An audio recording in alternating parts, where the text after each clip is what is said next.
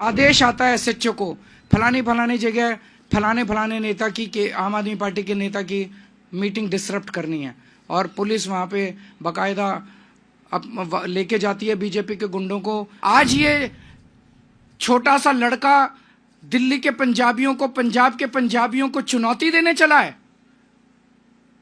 हम इसका सख्त विरोध करते हैं और हम कहते हैं कि अमित शाह जी को इसके लिए माफी मांगनी चाहिए। जिस तरह से गुंडागर्दी और हिंसा भारतीय जनता पार्टी फैला रही है, ये जो आतिशी जी ने कहा, ये वारदातें केवल उनकी विधानसभा तक सीमित नहीं है। पूरी दिल्ली के अंदर मेरे पास न जाने कितने हमारे कैंडिडेट्स आ चुके हैं। मेरी अपनी विधानसभा में, राजेंद्र नगर में, इधर उधर कई जगहों पर हमने देखा है और शिकायतें आ रही हैं कि भारतीय जनता पार्टी पूरी तरह से गुंडागर्दी के ऊपर उतरी हुई है। कोई भी पार्टी या कोई भी कैंडिडेट हिंसा क्यों करता है? उसे हिंसा करने की जरूरत क्यों पड़ती है?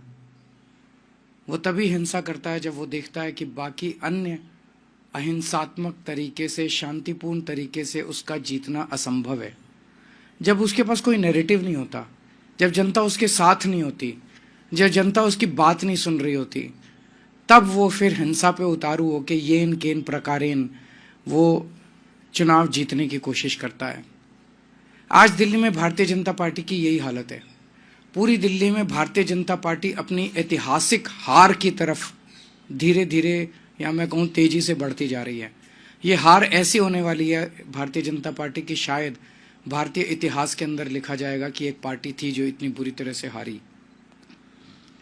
उसकी वजह से अब इसकी कमान अमित शाह जी ने संभाल ली है केंद्र में, और पूरी दिल्ली पुलिस को कानून व्यवस्था से विड्रॉ कर दिया गया है। और पूरी दिल्ली पुलिस को विड्रॉ करके उनको केवल और केवल भारतीय जनता पार्टी के चुनाव प्रचार में करने में, पूरी दिल्ली पुलिस अब भारतीय जनता पार्टी का चुनाव प्रचार कर रही है। और चुनाव प्रचार कैसे कर रही है? भारतीय जनता पार्टी के गुंडों को गुंडागर्दी करने में संरक्षण देते हैं या फैसिलिटेट करते हैं, पार्टिसिपेट भी करते हैं। पूरे खुलेआम गुंडागर्दी चल रही है, पैसे बांटे जा रहे हैं, सामान बांटे जा रहे हैं, साड़ियां बांटी जा रही हैं, और पुलिस वहीं खड़ी होती है। पुलिस बाकायदा लोगों को लाइन में खड़ा करा के प्रॉपरली उनको सामान दिलवाती है, प्रॉपरली पैसे दिलवाती है, चेक करती है। वोटर हो तो सामान लो, वोटर नहीं हो, वोट नहीं बना हुआ तो पुलिस बाकायदा चेक कर करके सामान बंटवा रही है। तो पुलिस के संरक्षण में पूरी दिल्ली से दिल्ली पुलिस को विड्रॉ कर लिया गया कानून व्यवस्था से। और इसलिए हम देख रहे हैं पिछले कुछ दिनों में किस तरह से पहले से ही चरमराई हुई थी दिल्ली की कानून व्यवस्था, अब तो पूरी तरह से ध्वस्त हो चुकी है दिल्ली की कानून व्यवस्था, क्योंकि दिल्ली के लोगों के संरक्षण देने के लिए, उनको सुरक्षा देने के लिए कोई पुलिस अवेलेबल नहीं है। सारी दिल्ली पुलिस केवल और केवल भारतीय जनता पार्टी को, गुंडागर्दी को संरक्षण देने के लिए लगी हुई है। मेरी एक दो एसएचओ से बात हुई, उन एसएचओ ने मुझे जो बताया वो इतना खतरनाक है कि आप सुन के आपके रोंगटे खड़े हो जाएंगे। उन्होंने कहा जी सीधे एमएचए से आदेश आ रहे हैं, बीच में कोई सीपी नहीं है, कोई डीसीपी नहीं है, कोई स्पेशल सीपी नहीं है, कोई एडिशनल सीपी नहीं है, सीधे एमएचए से आदेश आता है एसएचओ को फलानी फलानी जगह फलाने फलाने नेता की के आम आदमी पार्टी के नेता की मीटिंग डिसरप्ट करनी है। और पुलिस वहां पे बकायदा लेके जाती है बीजेपी के गुंडों को, अपने संरक्षण में वहां पे गुंडागर्दी करवाती है। दिल्ली के अंदर अब केवल आम आदमी पार्टी नहीं, कोई पता चल जाए कि आम आदमी पार्टी का समर्थक है, आम आदमी पार्टी का वोटर है, उसको भी नहीं बख्शा जा रहा, उसको डराया जा रहा है। जैसे अभी इन्होंने कहा, धमकाया जा रहा है, डराया जा रहा है। और पूरी दिल्ली के अंदर एक जबरदस्त डर का माहौल है कि खबरदार अगर आम आदमी पार्टी को वोट दिया तो। दिल्ली ने इस तरह की हिंसा कभी नहीं देखी थी। दिल्ली एक शांतिप्रिय स्टेट है, दिल्ली एक सभ्य लोगों का शहर है, दिल्ली पढ़े लिखे लोगों का शहर है। तो मैं ये पूछना चाहता हूं कि क्या दिल्ली ये सब बर्दाश्त करेगी? दिल्ली ये बर्दाश्त नहीं करेगी। मेरी अपनी 3 या 4 सभाओं को इन लोगों ने डिसरप्ट करने की कोशिश की, और बड़ी खूबसूरती देखिए कि वहां जो ऑडियंस में लोकल जनता आई हुई थी, महिलाओं ने खड़े होकर जो बीजेपी के कार्यकर्ताओं को खदेड़ा, वहां से उन्हें दुम दबा के भागना पड़ा। तो मैं दिल्ली की जनता को कहना चाहता हूं कि दिल्ली हम सब लोगों की है, इन गुंडों की नहीं है दिल्ली। हमें दिल्ली को बचाना पड़ेगा, आपको दिल्ली को बचाना पड़ेगा, अपनी दिल्ली के लिए, अपने बच्चों के भविष्य के लिए, दिल्ली के भविष्य के लिए आपको खड़े होना पड़ेगा।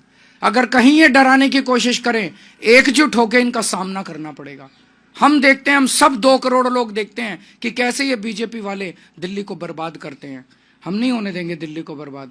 और आप सोच के देखो, चुनाव के पहले अगर ये गुंडागर्दी इस तरह की कर रहे हैं, खुदा ना खास्ता अगर ये जीत गए तो चुनाव के बाद ये दिल्ली का क्या हाल करेंगे, इसकी आप कल्पना भी नहीं कर सकते। हमें दिल्ली की संस्कृति को बचाना है और इस गुंडागर्दी को रोकना है। आप कुछ अगर कोई 1-2 क्वेश्चंस हैं तो आप बताइए। वो बिल्कुल रोकने की कोशिश की जा रही है। मुझे ये डर है कि चुनाव वाले दिन वोटर्स को वोट डालने से रोका जाएगा। मुझे मतलब मैंने बताया, बीजेपी अपनी शायद 2015 की जो हार थी, 3 सीट आई थी, उससे भी ज्यादा बुरी हार इन लोगों की होने वाली है। इस बार बहुत बुरा हाल होने वाला है। और जितनी गुंडागर्दी ये कर रहे हैं उतने वोट इनके कम हो रहे हैं, उतने वोट। जनता ये पसंद नहीं करती। जनता कहती है भाई आप अपना काम बताओ, काम इनके पास है नहीं गिनाने को। जनता कहती है आप अपना विजन बताओ, विजन ये कहते हैं मोहल्ला क्लिनिक बंद कर देंगे, दिल्ली के स्कूल बंद कर देंगे, दिल्ली के। जनता को ये सब, इनका एजेंडा पसंद नहीं आ रहा जनता को।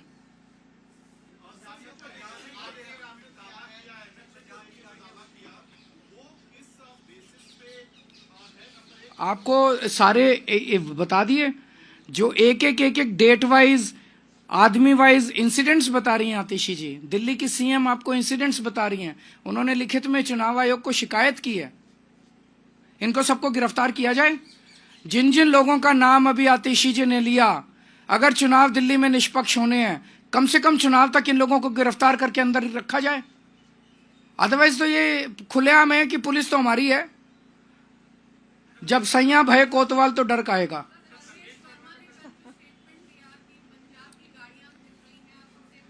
मेरे को बहुत दुख हुआ दिल्ली का एक नागरिक होने के नाते और दिल्ली का पूर्व सीएम होने के नाते। प्रवेश वर्मा जी ने जिस तरह से पंजाबियों के कंट्रीब्यूशन को प्रश्न चिन्ह लगाया। प्रवेश वर्मा जी ने कहा कि पंजाब की गाड़ियां घूम रही हैं, पता नहीं कौन लोग हैं उनमें, और 26 जनवरी गणतंत्र दिवस के लिए सुरक्षा के लिए ये खतरा है। तो क्या सारे पंजाबी आतंकवादी हैं? सारे पंजाबी देशद्रोही हैं? क्या सारे पंजाबी देश के लिए खतरा हैं? पंजाबियों ने दिल्ली को संवारा है।